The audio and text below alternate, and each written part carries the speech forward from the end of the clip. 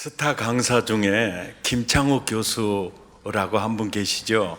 저희 교회도 오신 적이 있었죠.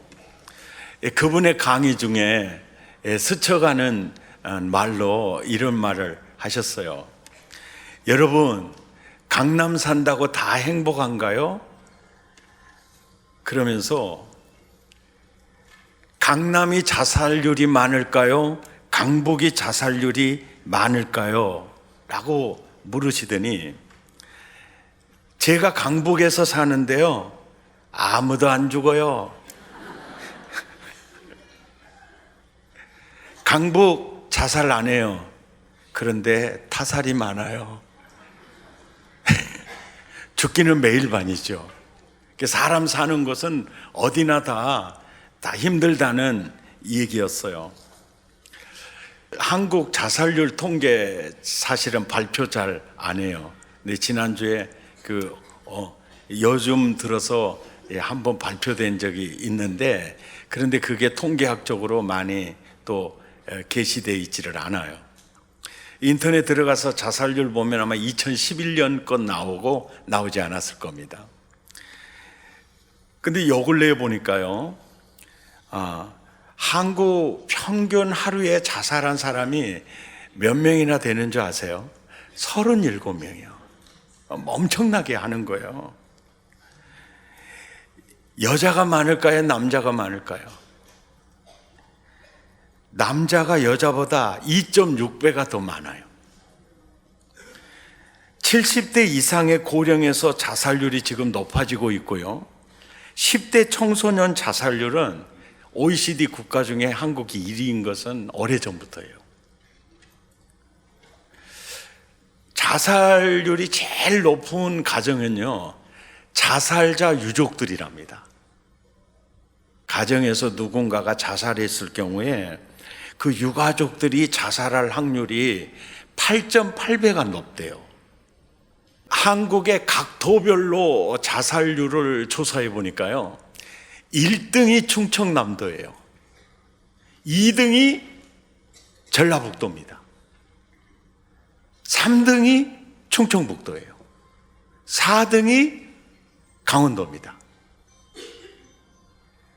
순위에 들어가지 않은 도가 경상도예요. 됐다고 막 차프라 끝나버려요. 그런데 충청남도, 전라북도, 충청북도, 강원도 분위기 같아요. 괜찮아요. 그러고 가버려요. 이게 굉장히 밀접한 관계가 있어요.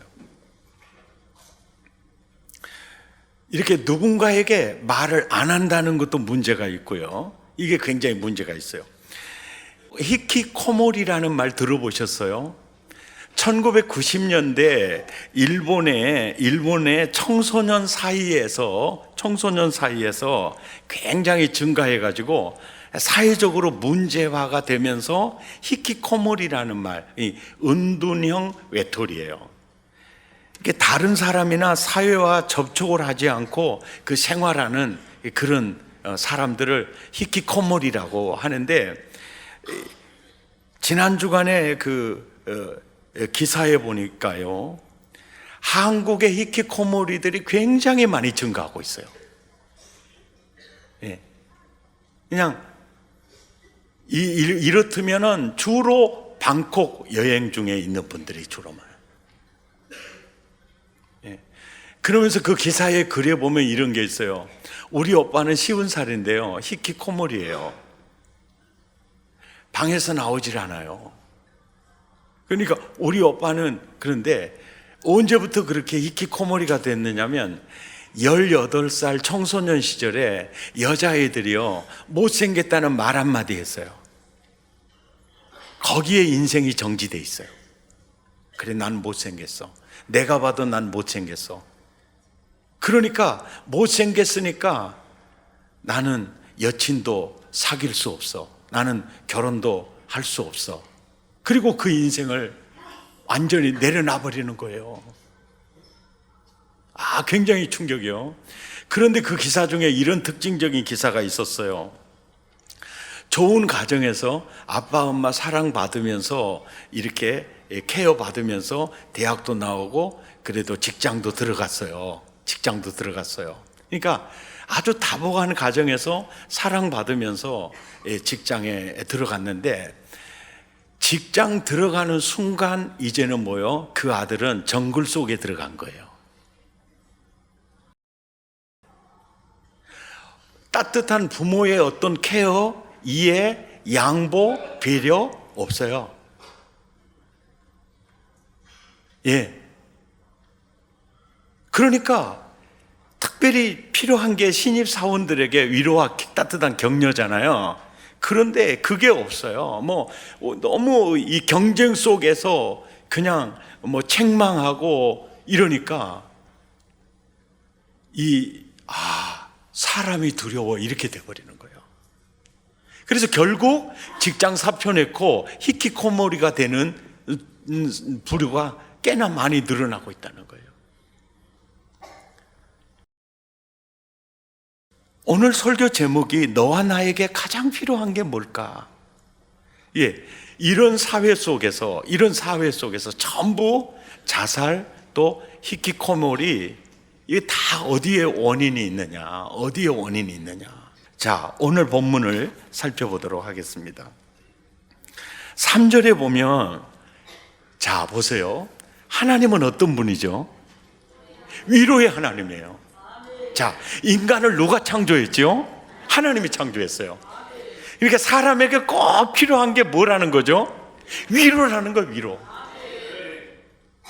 너와 나에게 꼭 필요한 게 위로라는 거예요. 이걸 누가 잘 알아요? 인간을 지으신 하나님이요. 예. 그러면서 4절에 가보면은요, 우리의 모든 환난 중에서 우리를 위로하셨어요. 하나님이 위로하셨어요.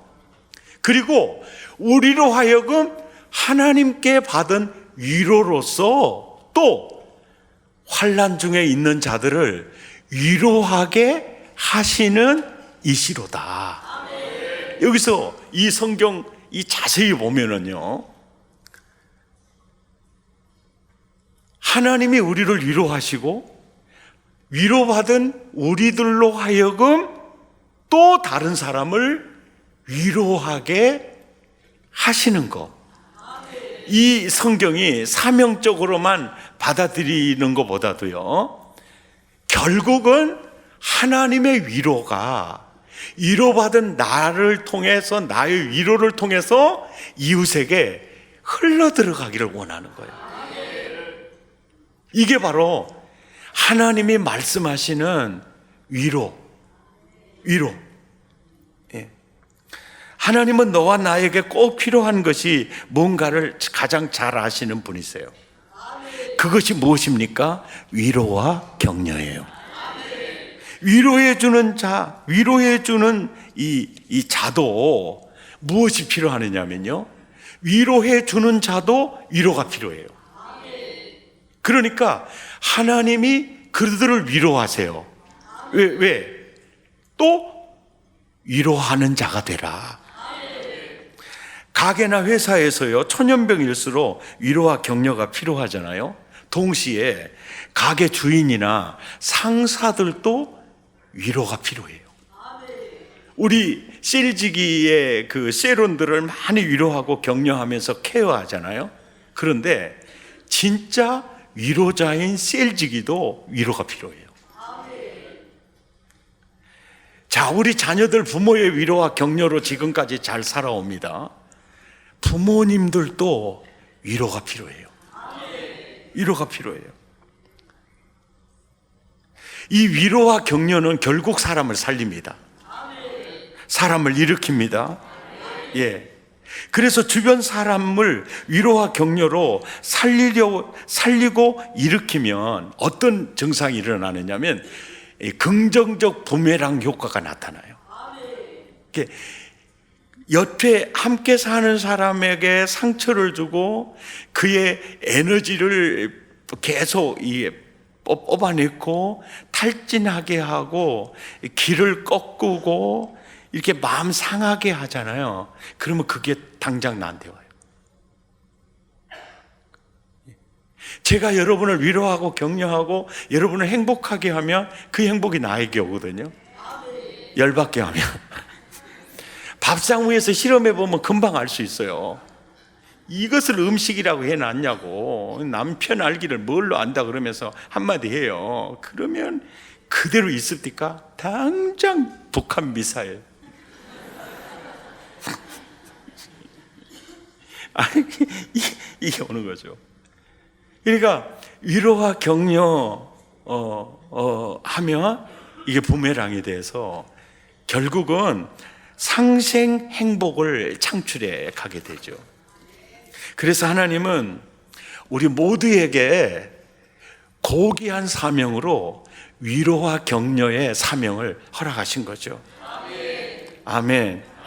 우리 주변에요, 항상 가슴이 따뜻하고요, 공감 능력이 강하신 분들이 있어요.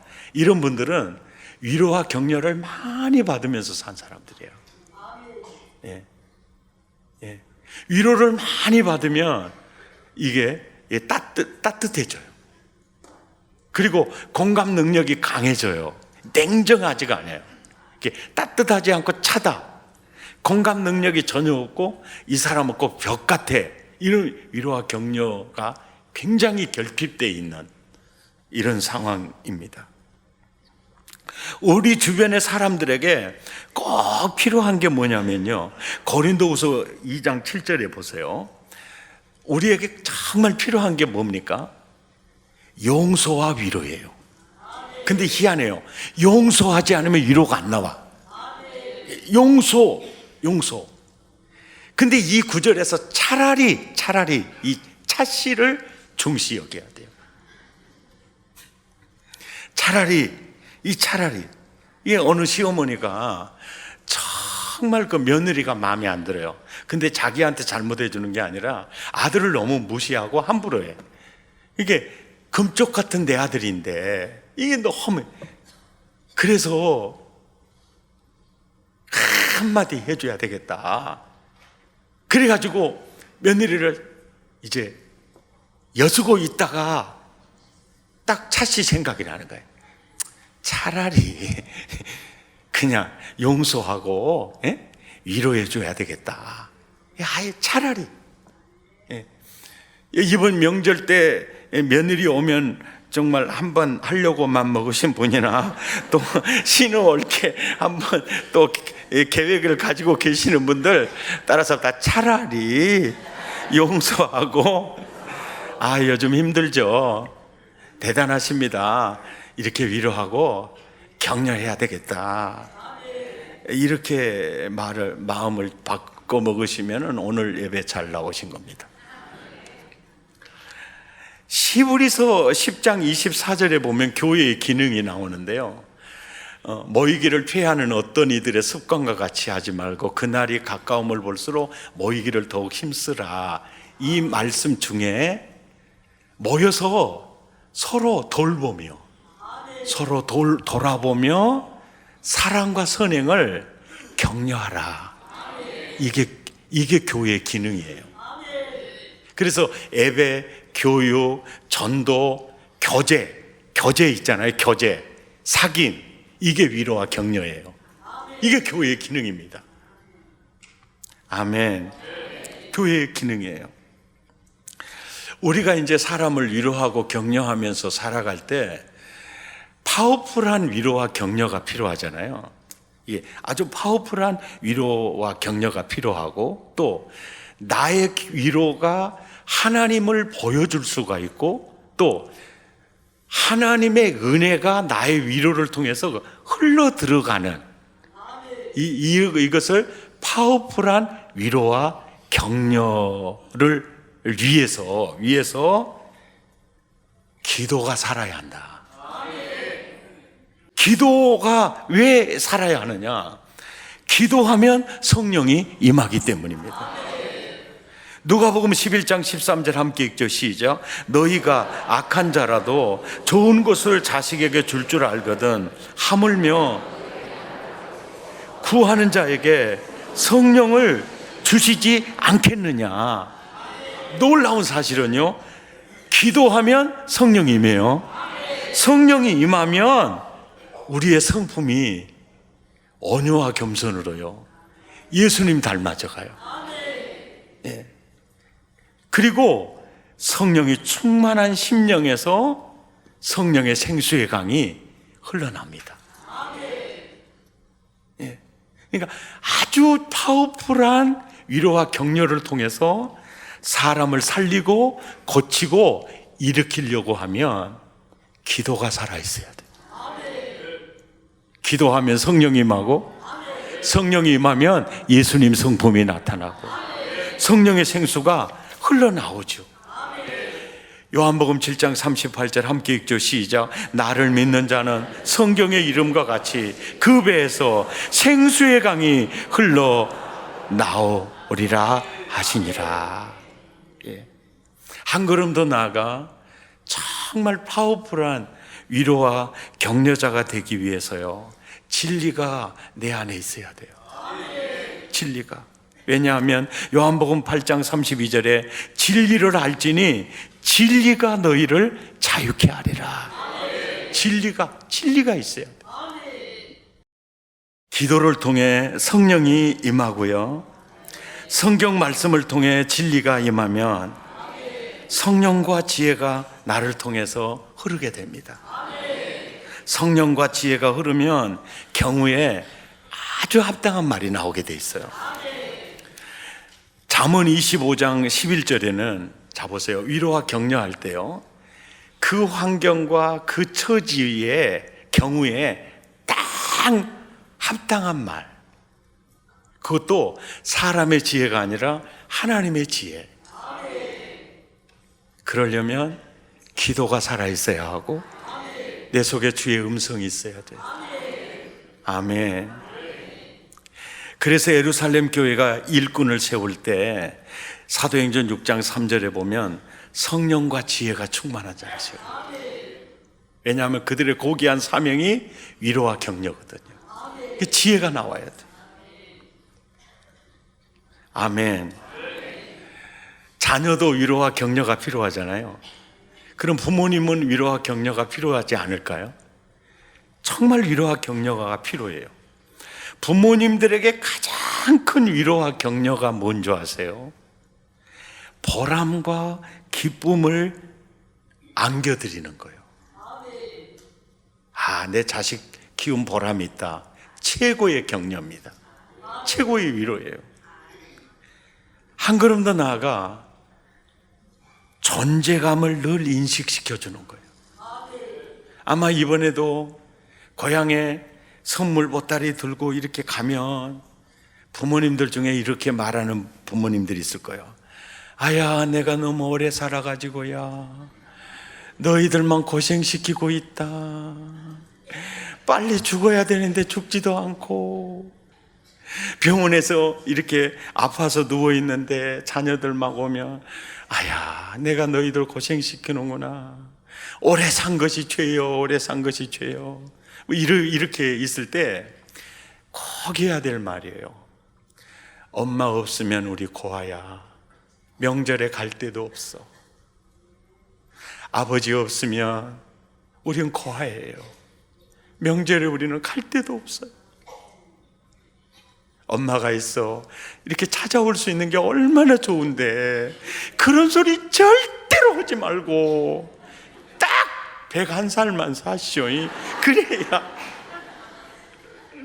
이건 대답을 잘하는 거예요. 근데 나이 드신 분들에게는 이 존재감이요. 왜냐하면 스스로 내가 자식들에게 부담이 되고 있다, 내가 더 이상 살아야 할 이유가 뭔가, 자꾸 내 스스로 소리를 내가 듣고 있다니까. 그러니까 우리는 그 얘기를 들려줘야 돼요. 아멘입니까? 그래서 이렇게 명절에 꼭 그 부모님 이 선물할 때는요, 10,000가지 선물보다 손으로 쓴 이 편지예요, 편지. 아빠, 나는 아빠를 존경해요. 아빠 고맙습니다. 엄마 사랑합니다. 말로 하기는 어렵잖아요. 편지를 하기는 너무 좋은 거예요. 근데 이 편지는요, 탁월한 효과가 있는 게 계속 리필해서 볼 수가 있다는 거예요. 계속. 말로 하면 그냥 사라져 버리는데 보고 또 보고, 자식이 보고 싶으면 편지를 보고. 아멘. 참 은혜예요. 부모님들이 가장 좋아하는 선물 무슨 선물인 줄 아세요? 제가 오늘 가르쳐 드릴게요. 부모님에게 드릴 선물 중에 선물은요, 돈입니다. 현찰이에요.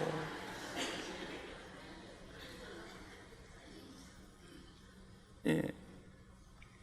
왜 돈과 현찰이 최고의 선물이냐? 현찰이 가장 큰 위로요, 격려요, 놀이개예요. 반드시 현찰로 하세요. 저희 장모님이 명절 때 자식들을 다 이렇게 돌아봐요. 돌아보고 오는데, 제 장흥에서 그 전도사 시절에 장흥에서 단독 목회할 때는요, 우리 집을 맨 나중에 와요. 왜냐하면 큰아들부터 시작해가지고 7 형제들에게 전부 수금을 해와가지고, 아야 감내야, 그리고 막 이 찔러 넣어주면 감내는 또 안 받으려고요, 막 난리 치거든요. 아야, 이건 네가 받아야 내 마음이 편해야. 그러면 몇 개월 생활비 돼요. 돈이 왜 돈입니까? 돌고 돌아야 돈이지요. 반드시 현찰로 하셔야 돼요. 진짜예요. 많든 적든요. 예. 이게 부모 마음입니다. 가장 어려운 형제간에게 그 돈 갈 거예요. 예. 가장 어려운 형제들에게 그 돈이 갈 겁니다. 이게 부모 마음이에요. 부모는 잘 살고 이 자녀보다 아프고 어려운 자녀에게 그 부모 마음이 가요. 반드시 현찰로 해야 돼요. 그런데 여러분, 내가 제일 어려운 자녀예요. 지금 내가 제일 어려운 자녀예요. 지금 형편이 내가 제일 어려워. 그러면 부모 입장에서는요, 현찰을 가져온 그 자체가 굉장히 부담이고요. 네 형편 내가 아는데 이게 너무 부담이야. 그러면 선물 사가지고 오면 선물 돌려줄 수 없잖아요. 현찰로 가지고 오면 포켓에서 돈을 더 내가지고 심사인당 여러분을 더해가지고 아야 여비해라 라고 주면 부모 마음이 너무 편해. 이것이 자식을 사랑하시는 부모 마음. 형편 어려운 거 뻔히 아는데 그게 부담이 돼. 이해가 되죠? 그래서 현찰로 해야 돼. 누가복음 16장 9절에 보면 불우한 재물로 친구를 사라. 예, 불우한 재물, 그거 언젠가는 사라집니다. 근데 그것을 이용해서 사람을 사야 돼요. 하나님을 얻어야 됩니다. 승리하시기를 예수 이름으로 축원합니다. 우리 찬양하시겠습니다.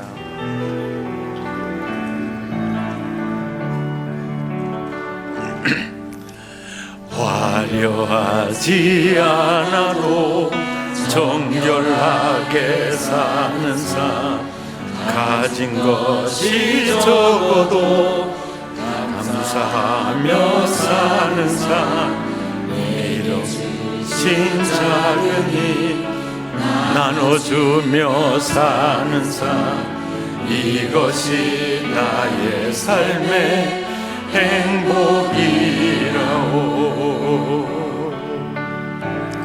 눈물 날 일 많지만 기도할 수 있는 것, 어려운 일 많으나 주를 위해 참는 것, 비록 짧은 작은 삶 주 뜻대로 사는 것, 이것이 나의 삶의 행복이라오.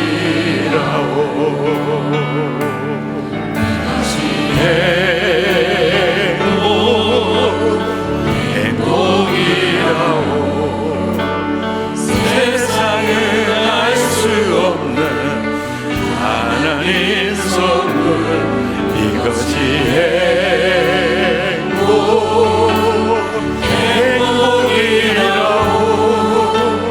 하나님의 자녀로 살아가는 것, 이것이 행복이라오. 화려하지 않아도 정결하게 사는 삶, 가진 것이 적어도 감사하며 사는 삶,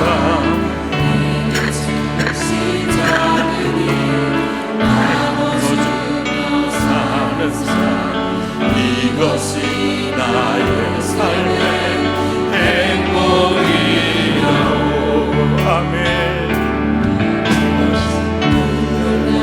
일 많지만 기도할 수 있는 것, 억울한 일 많으나 주를 위해 참는 것, 비록 짧은 작은 삶 주 뜻대로 사는 것, 이것이 나의 삶의 행복이라오.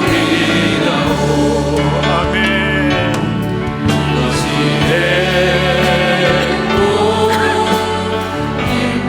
행복이라오. 아멘, 아멘. 세상은 알 수 없는 하나님 선물, 이것이